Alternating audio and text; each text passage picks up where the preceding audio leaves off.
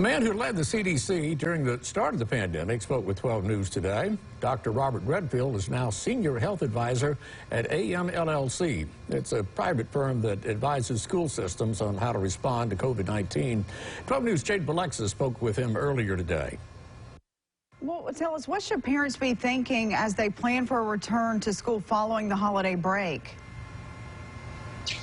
Well, again, I think the most important thing for them to do is rethink about their decision about vaccination of their children, particularly those 5 and older.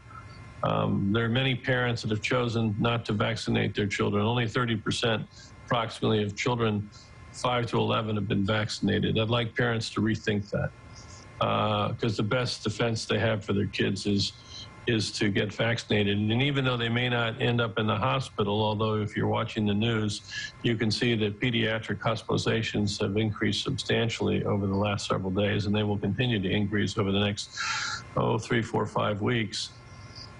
But many of these kids that get infected can also develop what I call,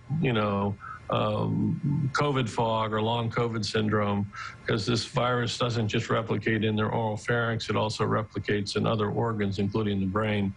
And the best way to keep that from happening is to get your children vaccinated.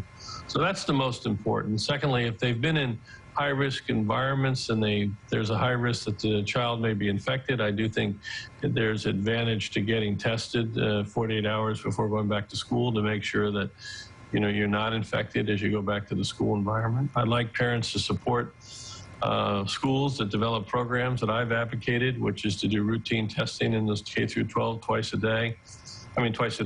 week, so that you can identify the asymptomatic infected students and pull them out of the classroom, allow the classrooms to continue. You can watch Jade's complete interview with Dr. Robert Redfield. That's coming up on Mississippi Insight, and that airs at 10:30 Sunday morning, only on 12 News.